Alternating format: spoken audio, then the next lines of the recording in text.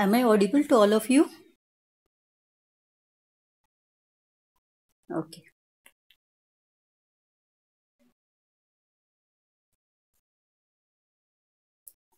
We are discussing about magnesium. As far as magnesium content of adult human body is concerned, it is about 25 gram. Okay, 25 gram of magnesium we can find in adult human body. Okay, out of this 50%, it is present in skeleton. Okay, in addition, magnesium, it is present in different body cells.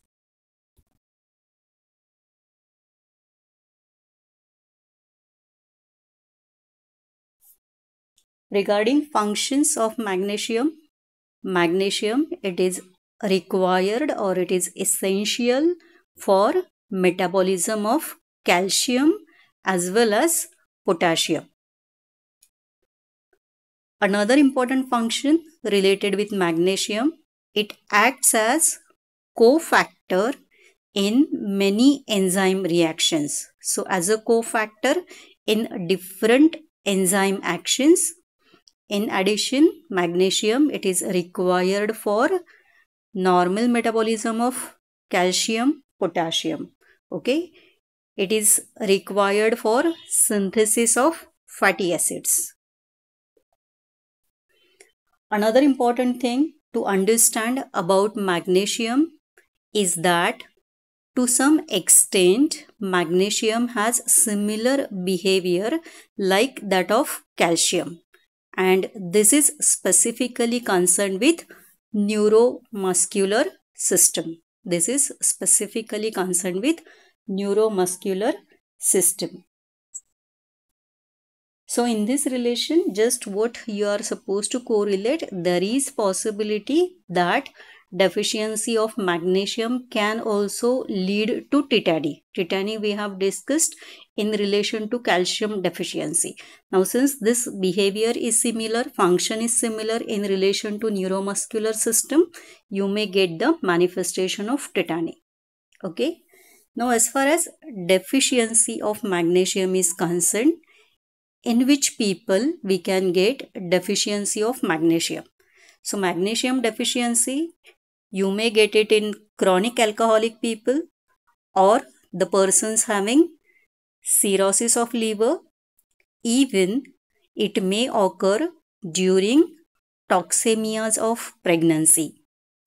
And in addition to this, another important aspect related with the nutrition is protein energy malnutrition. In protein energy malnutrition, there can be deficiency of magnesium, and in addition to this, malabsorption syndrome. In addition to this malabsorption syndrome, these are the various conditions where deficiency of magnesium can be seen.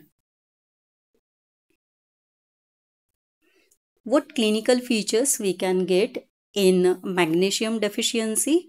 So as we said, there can be tetany or there can be irritability. In addition to this, hyperreflexia is common finding, but occasionally there can be hyporeflexia. The daily requirement of this element, it is 340 milligrams for adult. And as far as sources are concerned, we can get magnesium from plant foods. Specifically, these are green leafy vegetables. It's coconut. These are different food grains that can provide us magnesium. In addition, it's meat as well as fish, which is not mentioned here. But as far as milk is concerned, it is poor source. Okay, milk is poor source. So just this is about magnesium. So right now we had finished all 5 major minerals. So what are the similarities as far as calcium and magnesium is concerned? You are supposed to know tetany. As far as phosphorus is concerned, there is muscle weakness whenever the phosphorus level in the blood is reduced. And as far as sodium and potassium is concerned, there are so many other conditions related with the endocrine system, related with renal system, or related with CVS also. But what is the common thing? As far as common thing is concerned, what you can observe is muscle weakness. And when muscle weakness is likely to occur, the common conditions whenever there is loss of sodium or loss of potassium. Loss of sodium, commonly it may occur in severe diarrhea and severe sweating. As far as potassium loss is concerned, in addition to severe diarrhea, severe vomiting, there can be in addition to severe diarrhea or severe sweating, even vomiting you can add as far as potassium loss is concerned. Okay, so common thing, whenever person will have excess of sweating, whenever there is severe diarrhea or whenever there is severe vomiting, your patient will give you common complaint, that is of muscle weakness. Okay, so this is about all major minerals. Now we are supposed to proceed further towards the most important trace elements. Okay, so this is important aspect. We are going to deal with iron. Okay, so pronunciation may differ. Some people may pronounce it as iron, but my habit is iron, so I will pronounce it as iron. Now, as far as iron content of adult human body is concerned, it is about 3 grams to 4 grams. So we can find 3 to 4 grams of iron. Okay, so about 60 to 70% of iron, it is present in hemoglobin, and this we are calling as circulating iron. Okay, so whatever amount of iron which is present, we said this is about 60 to 70% of the total iron of our body, will find it in hemoglobin, and this is circulating iron. Okay, rest remaining, it's the storage, and there are different storage sites, like it is stored in liver, spleen, and even it is stored in bone marrow also. What is the amount of storage iron? So the amount of storage iron, it varies from 1 gram to 1.5 gram. So 1 to 1.5 gram is the iron which is stored in our body. Okay. One more thing, as far as hemoglobin and iron content is concerned. Okay, storage iron, we said this is 1 to 1.5 gram.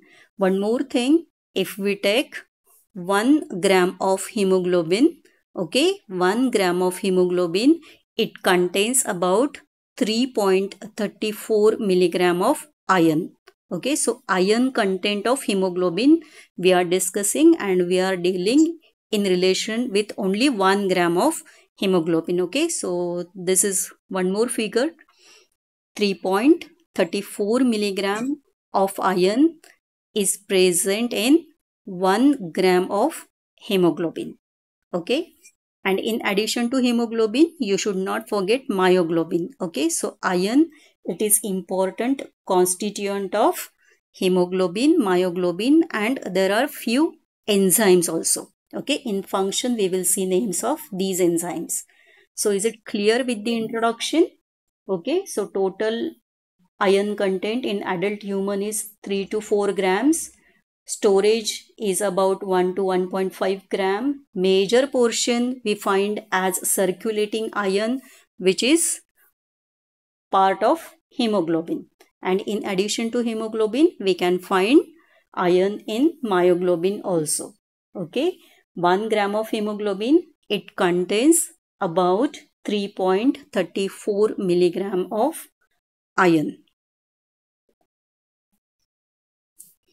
Now, as far as different functions of iron is concerned, iron has various functions in our body. So initially what we said, whatever iron is present in our body, 60 to 70%, it is present in hemoglobin. It is present in hemoglobin. So just excuse me. Swapnali Kamble. Swapnali Kamble, mute yourself. Can you hear me? Kamble Swapnali.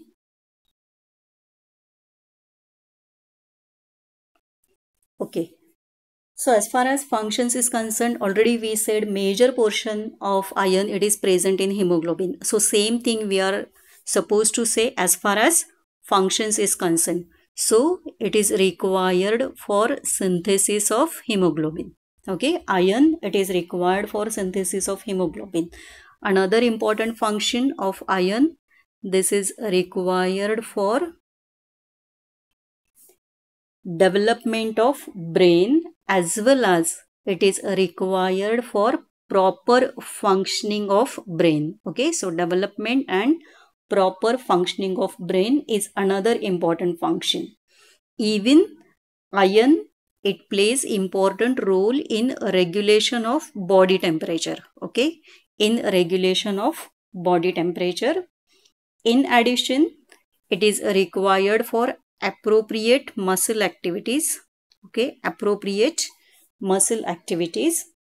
As far as metabolism is concerned, iron it plays important role in metabolism of catecholamines. Okay, catecholamines, adrenaline and non-adrenaline. Okay, so as far as, or the same thing you may call it as catecholamines. So catecholamines metabolism.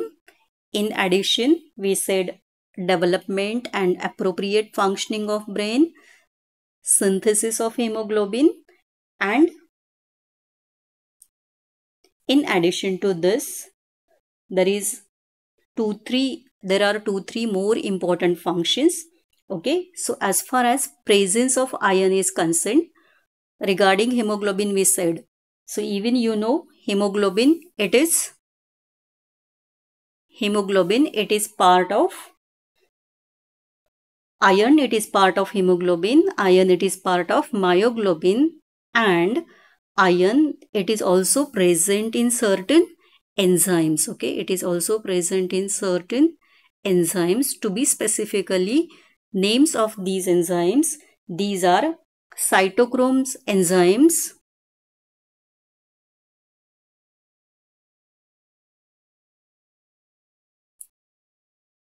these are cytochromes or catalase.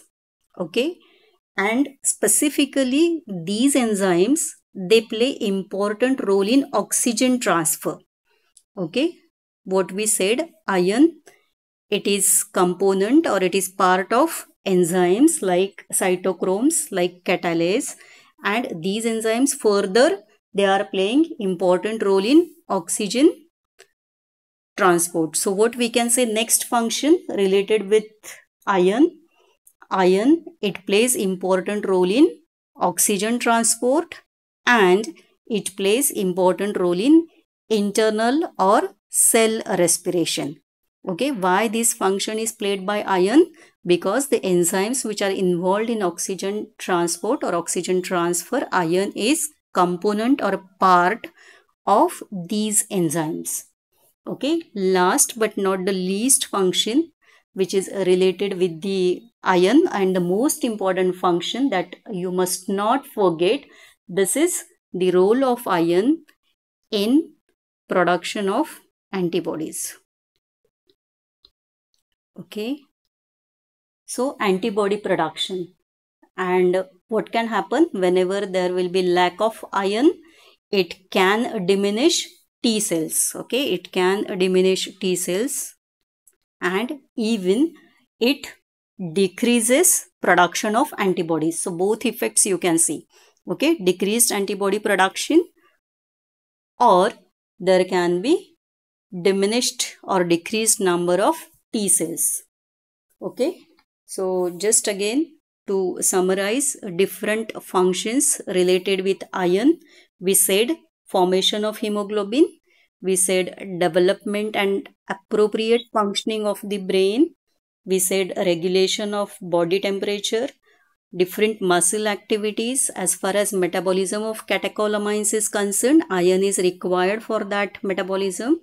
As far as presence of iron is concerned, iron, it is part of hemoglobin, it is part of myoglobin, and it is also part of enzymes like cytochromes or catalases, which are involved in oxygen transport. Okay, so one of the important function of iron is oxygen transport and cell respiration, and the most important is iron, which is required for antibody production. So decreased antibody production we can see whenever there is lack of iron. Okay, now what are the sources? As far as sources is concerned, there are two keywords. If sources are asked, don't forget to mention it. Okay, so we are talking about heme iron and non-heme iron. Okay, so under two heads you are supposed to describe the sources of iron. Okay, so what we said, there are two different sources, rather you can say iron we can obtain in two different forms. Okay, so one is heme iron and non-heme iron. As far as heme iron is concerned, this is obtained from animal foods. Okay, heme iron, it is obtained from animal foods. Next statement, I think it should be very clear to all of you. Non-heme iron, we can get it from plant foods, as simple as that. Okay, so heme iron, animal foods, and non-heme iron, plant foods. Okay, and don't forget to first mention the sources for heme iron. Why it is so, I will just explain right now. Okay, two titles, two headings I told you, heme iron and non-heme iron. We are discussing about heme iron first. Okay, so the rich food as far as heme iron is concerned, it includes all animal things. So it is organ meat like liver. Okay, this is fish, this is meat, then you can add poultry. Okay, you can add egg yolk. Okay, egg yolk, poultry, all these are the important sources as far as heme iron is concerned. Okay, now the iron which is present in these sources, okay, the iron which is present in the form of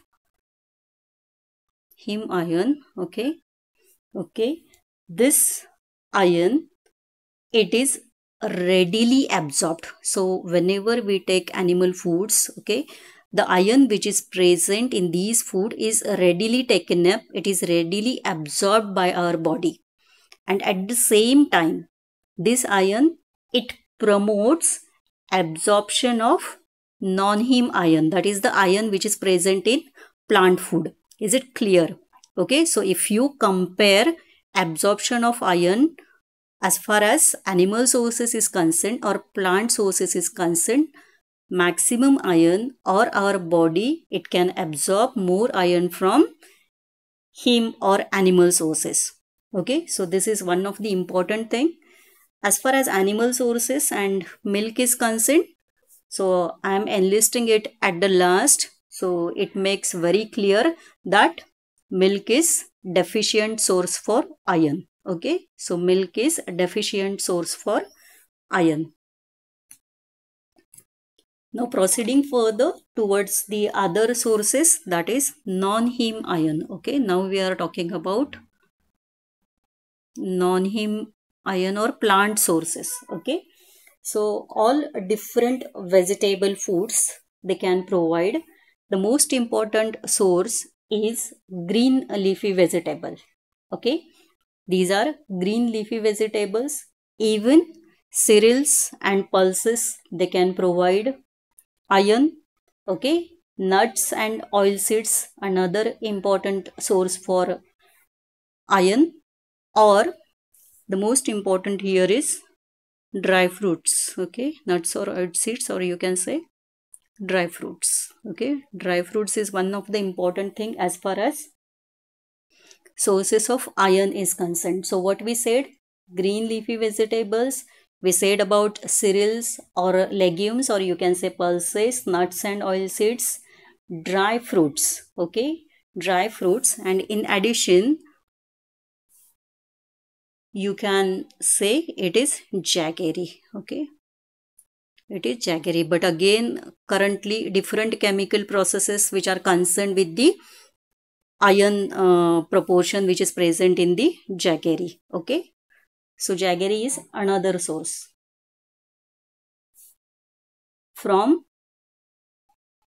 the iron that we are getting from plant sources, now it is important to understand that absorption of this iron is poor. Okay, so this is poorly available to our body. The reason is that there are several other factors which are present in plant foods which can interfere with iron absorption. Okay, details of this we'll see in absorption of iron. Right now, just try to understand there will be certain different factors which are present in other plant foods, and these factors will interfere with absorption of iron.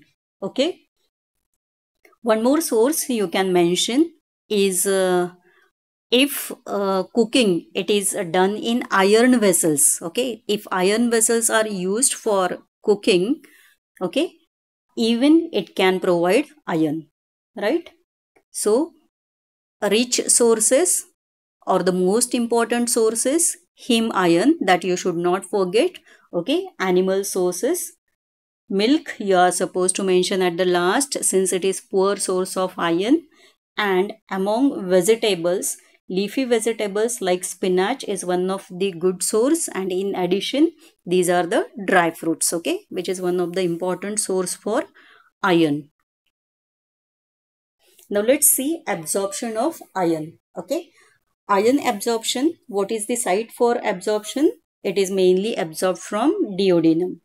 Okay, and in which form it is absorbed? Now those who can recall vitamin C, you will get immediate link, because in vitamin C functions we discussed this part. Okay, so what we said, the iron which is present in food, it is in ferric form. Okay, it is in ferric form. Our body cannot absorb iron in this form. Okay, so what is required? This ferric form, it should get converted to ferrous form. Okay, so remember, body can absorb iron only in ferrous form. Okay, so now here you can see those factors which can enhance absorption of iron. Okay, so one factor already you know, it's vitamin C or ascorbic acid, which is a reducing agent which favors this conversion, ferric form to ferrous form. There is one more factor which can help in this conversion, and it is the gastric acid. Okay, so in addition to vitamin C, gastric acid is another thing which can enhance iron absorption. Okay, now as far as other side is concerned, okay, now you are supposed to know what are the various things that can inhibit or that can limit absorption of iron. Two things are same which we already discussed in relation with the calcium. Okay, so these are phytates, and oxalates. I hope you can recall phytates and oxalates. From where we get phytates, or where phytates are present? Phytates, they are present in cereals. Oxalates, they are mainly present in leafy vegetables, okay, or plant foods. Now as far as these factors are concerned, they also interfere with iron absorption like that of calcium absorption. Okay, phytates and oxalates. In addition to these two, there are two more factors which can limit iron absorption, and it includes phosphatase.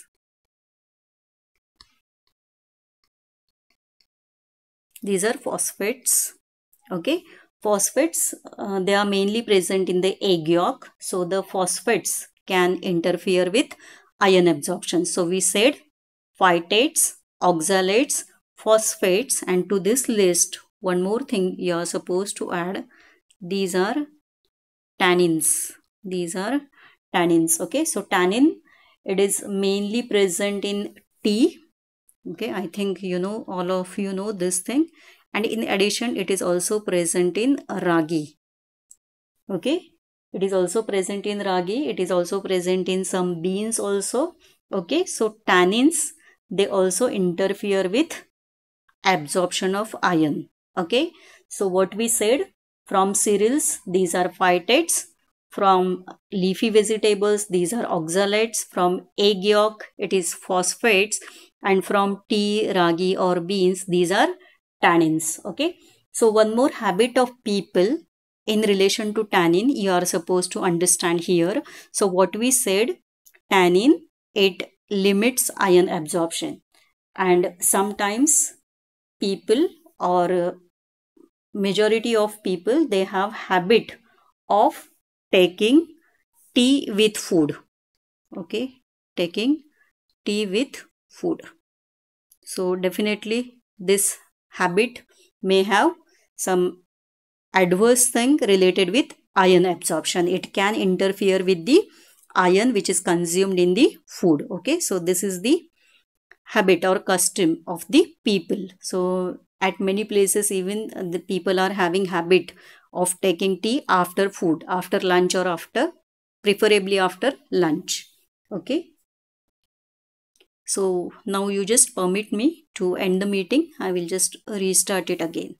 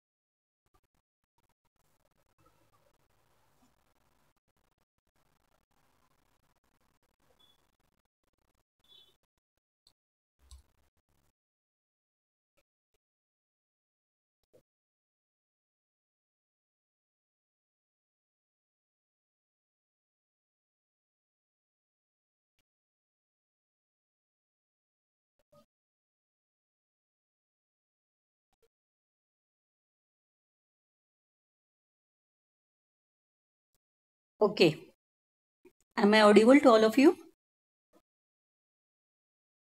Am I audible? Okay. Okay, so we discussed about the various factors which can enhance iron absorption or which can limit or inhibit iron absorption. Okay, so once again, the enhancing factors, it includes vitamin C, gastric acid, and the limiting factors, it includes phytates, oxalates, phosphates, and tannins. Okay, and one of the important habit of people we have seen, that is consumption of tea after taking food. Okay, which can indirectly concerned with the iron absorption. Okay, now regarding storage. Initially we mentioned the storage sites. So right now you know what are various storage sites. Even we said about the amount of iron which is stored. Now here important thing to understand in what form iron is stored in our body. Okay, so storage form, this is another keyword that you are supposed to know. It is the ferritin. Okay, this is the ferritin. Okay, iron, it is stored in the form of ferritin, and the iron which is present in the plasma. Okay, the iron which is present in the plasma, it is combined with transferrin.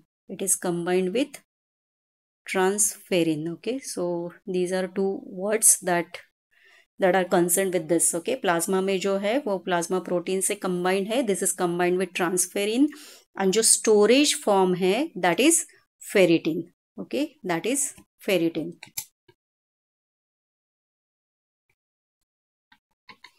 Okay, now regarding losses, we have seen in vitamins also thiamine loss we discussed. Okay, folic acid, how it is lost. So same way we are supposed to understand how iron losses can occur. Okay,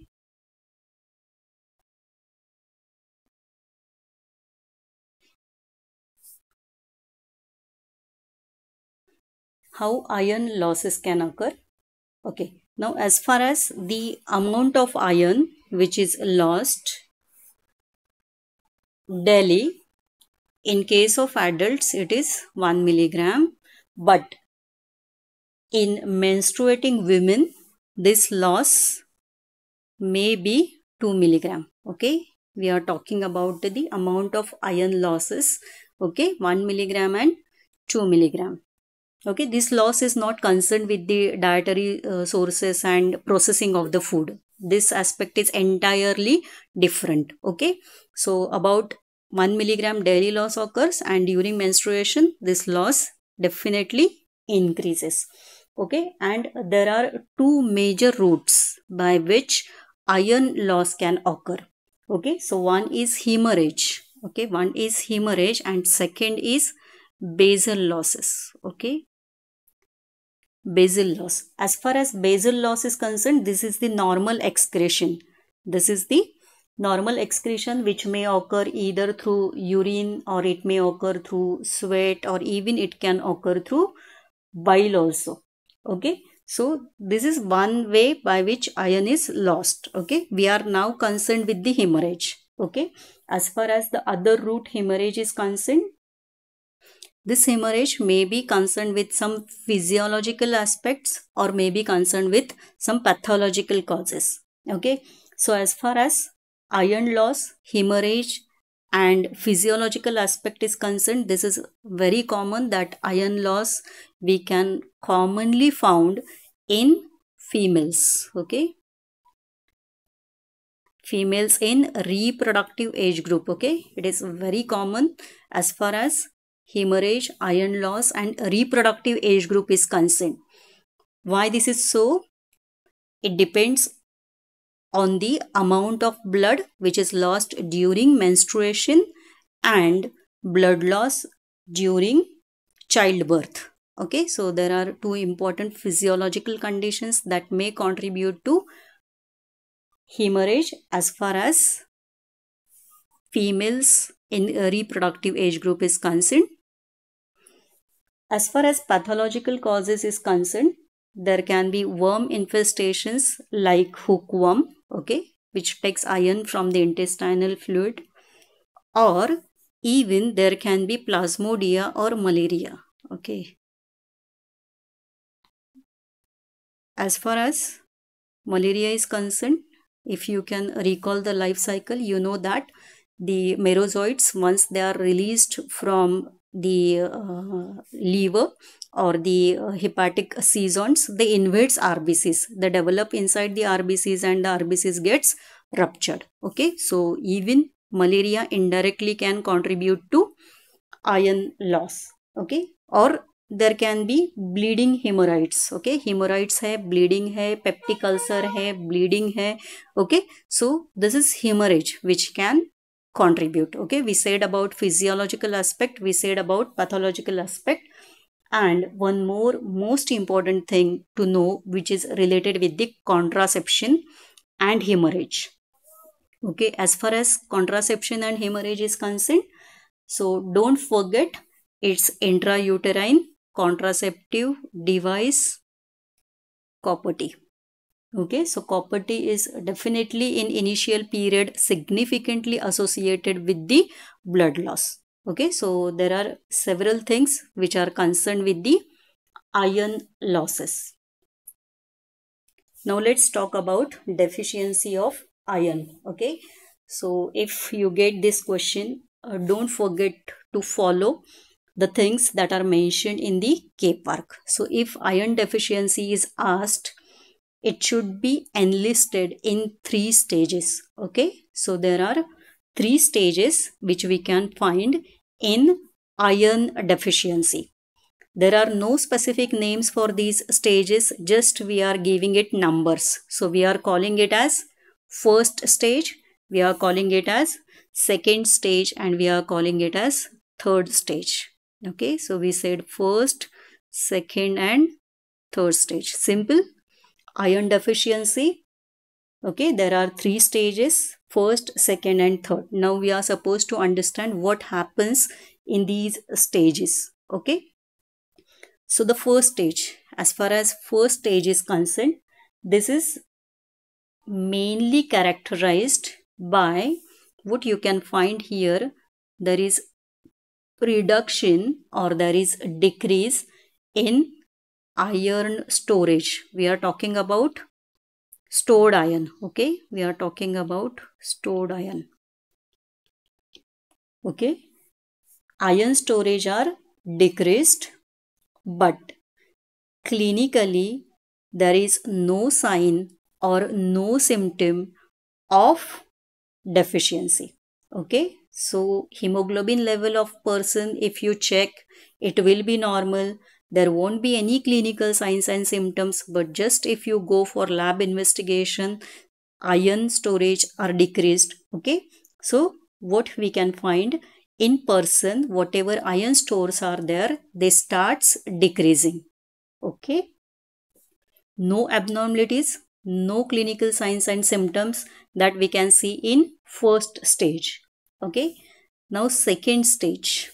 Second stage, here you are supposed to know this name. This is the intermediate stage, and this stage, it is described as latent iron deficiency. See, we are calling this as latent iron deficiency. Okay, latent iron deficiency. Now what happens in this stage? As far as iron stores are concerned, iron stores are exhausted, but still there is no anemia. Okay, whatever iron stores are there, body will use these iron stores, but clinically again you won't be able to see signs and symptoms that are related with anemia. Okay, so for this stage, which test we are supposed to do? We are supposed to see the serum ferritin level. We are supposed to see serum ferritin level. Okay, so this test helps in identification of all those people who are in second stage of iron deficiency or who are in latent iron deficiency. Okay, and one of the most important thing to understand as far as India or Indian population is concerned, this is the most prevalent stage in India. Okay, this is the most prevalent stage in India. So what we can find, majority of Indians, to be specifically high risk group people, okay, their iron stores are exhausted. Okay, their iron stores are exhausted and they are having latent iron deficiency, which is not manifested clinically, which is not manifested clinically. Okay, Now the third part, it's the third stage. Mushir, Mushir Sayyed, Sayyed Mushir,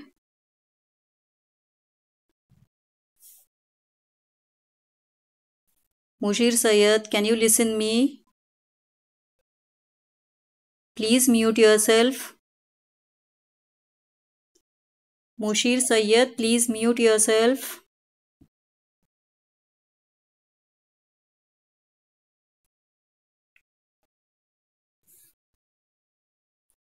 Okay, third stage. Now what we can find in third stage? It is but obvious. You can get clinical features of anemia, and the hemoglobin concentration in the blood will be reduced. Okay, so reduced hemoglobin level and clinical signs and symptoms. So ultimately, what we can say, iron deficiency, it results in nutritional anemia.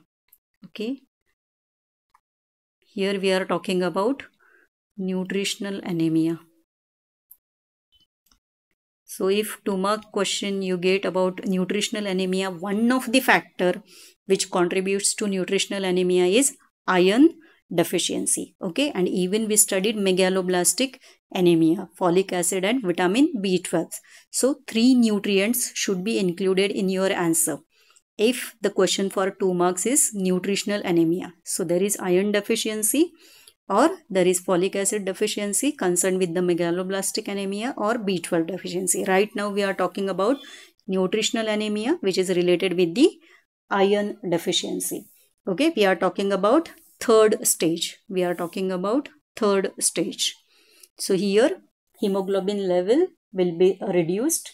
Okay, and in addition, what you can see, clinical signs and symptoms. Now again, whatever clinical features you can see, it depends upon the severity. Okay, if there is mild anemia, patient may have just lethargy, headache, okay, or there can be loss of appetite, or there can be weakness, okay, or some persons won't be able to perform all the activities to the extent that they can normally perform.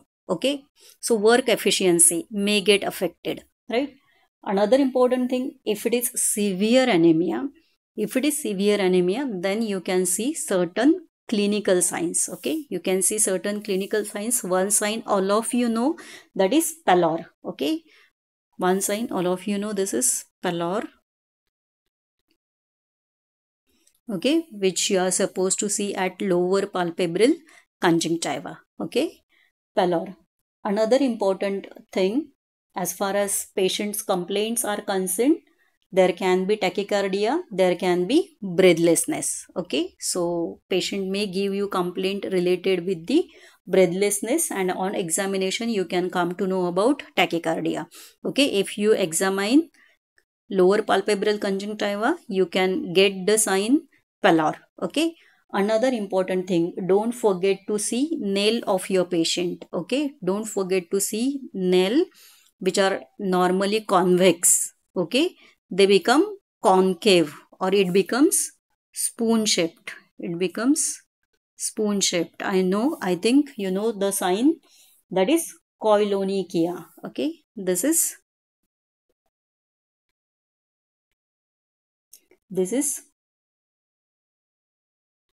koilonychia. Okay, so 2 important signs that you can see in patients with anemia. Pallor is one of the most important thing, and you should not forget to see nails. Okay, shape of the nails, concave. If you find concavity, you can call this as koilonychia. Okay, so what we said, the end result of iron deficiency is nutritional anemia, and manifestation may vary depending upon the severity of anemia, right? In addition to anemia, what we can see in our patient? So as I said there is a reduction in work performance. Okay, whatever work performance ability is there, that may get reduced. And the most important thing what you can observe is impairment of cell mediated immunity. Okay, impairment of cell mediated immunity. Now what happens as cell mediated immunity gets impaired, this further reduces the resistance to infection. Okay, so body won't be able to offer resistance to infection. So additional infections you can see in anemic individuals. And how this will get reflected in the community, and how you are supposed to describe in terms of the terminologies that we use in community medicine. So what we said ki CMI is impaired. Okay, there is impairment in cell mediated immunity. So this will further get reflected as reduced resistance to infection, right? And in community what we can find is increase in morbidity and increase in mortality. Okay, how this will get reflected as far as demography aspects is concerned. Okay, so increased morbidity and increased mortality, all these things we can see. Okay, just related with the single deficiency, that is iron deficiency. So to recall what we said, iron deficiency, there are 3 stages. First stage, okay, first stage of iron deficiency, where iron stores they starts to reduce, but clinically no manifestation. In second stage, don't forget, this is latent iron deficiency, and which is widely prevalent in India. Iron stores are exhausted. Okay, and in third, what you can see is reduced hemoglobin level, okay, or reduced hemoglobin synthesis also, and clinical features you can see in third stage. Okay, just in one word you can describe the deficiency of anemia as nutritional iron as nutritional anemia. Okay, and the other effects what you can see is increased morbidity and mortality we can see in those community where iron deficiency anemia is prevalent. Okay, now how we are going to diagnose anemia? How we are going to diagnose anemia? Okay, so as far as diagnosis of anemia and the table given in KPAC, it is the same table. Okay, what we are supposed to see is hemoglobin. Okay, hemoglobin level. In second column, the figures which are mentioned, these are of hemoglobin. Unit is grams per deciliter. And in third column, it's MCHC, that is mean corpuscular hemoglobin concentration. Okay, in that column you can see the number is same for different people, and it is 34. And whenever it is reduced, whenever it is less than 34, the interpretation is hypochromia. Okay, RBCs are hypochromic. Now the values that are given for adult male, it is 13 grams per deciliter. For adult female, which is non-pregnant, it is 12. Adult female which is pregnant, the value is 11. And for 6 months to 6 year children, same value as that of pregnant female, it is 11. And again the value is similar for 6 to 14 years if you compare this value with the non-pregnant adult female. Okay, so simply we can say it is 11 to 13. It is 11 to 13 gram. Now how we are supposed to interpret? Okay, what are the suggestions that are given by WHO expert committee? Okay, what are the suggestions that are given by WHO expert committee? As far as the suggestions that are given by WHO expert committee, they have categorized or hemoglobin level they have defined in two terminologies. Okay, one is early anemia. One we are calling it as early anemia, and second we are calling it as marked anemia.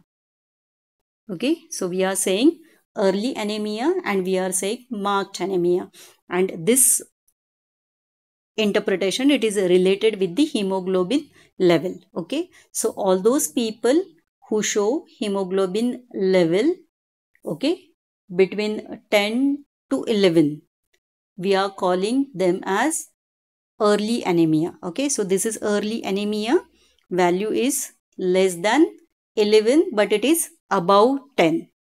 And what can be the marked anemia? Now it's very simple. Whenever the hemoglobin level value, it is less than 10. Okay, so less than 10 grams per deciliter, it is marked anemia. Okay, if the value is between 10 to 11, we are going to call it as early anemia.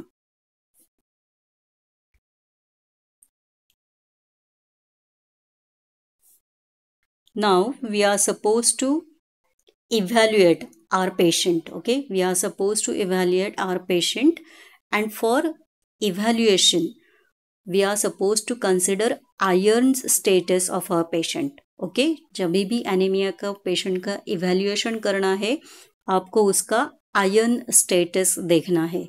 Okay, and here we are considering different things. Okay, so here you are supposed to see serum iron concentration, you are supposed to see hemoglobin concentration, we are supposed to see serum ferritin, which we talked in second stage, which is important, and serum transferrin saturation. Okay, so there are different criteria for evaluating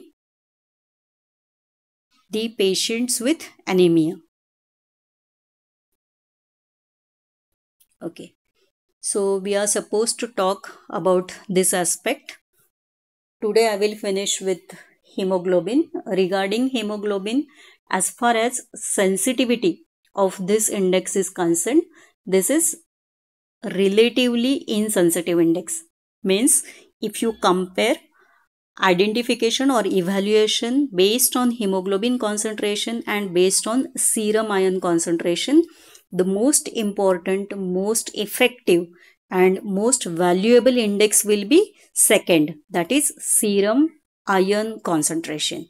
Okay, but still what is commonly performed test is hemoglobin concentration. Okay, so hemoglobin concentration, if the value is below 11 grams per deciliter, we consider it as anemia. Okay, so the guideline which is given as per WHO expert group, value less than 11 grams per deciliter, we are calling this as anemia.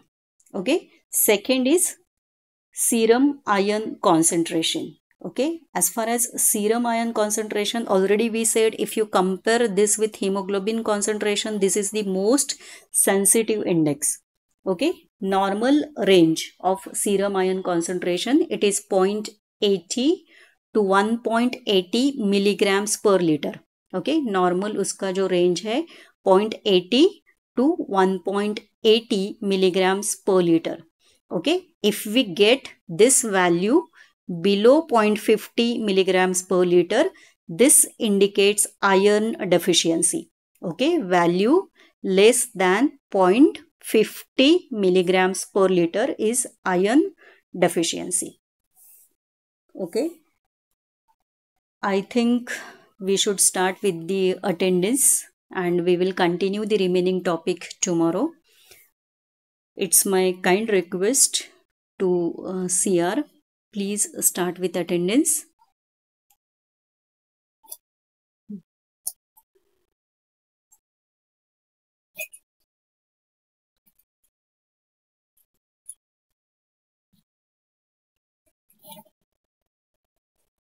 Raise your hands.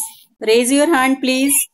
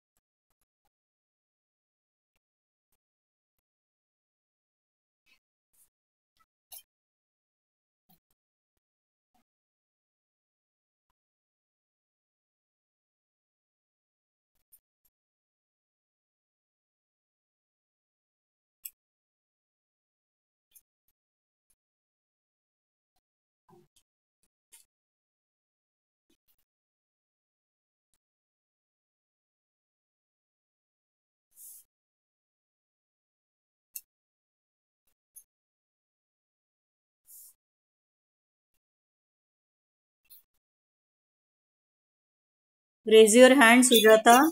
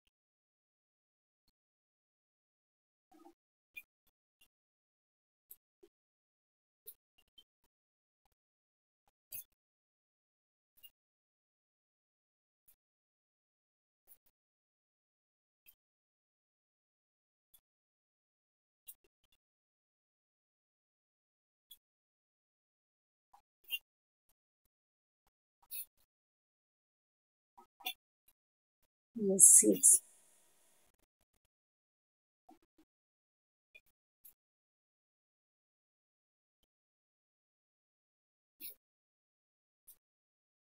Okay, okay.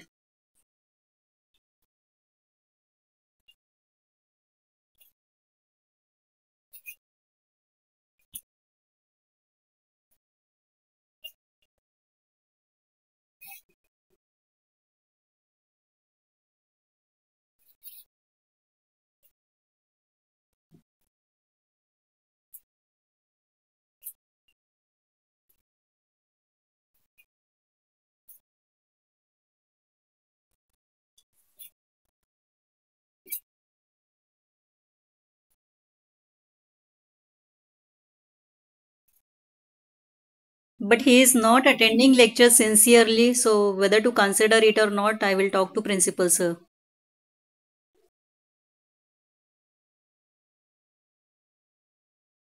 Hmm.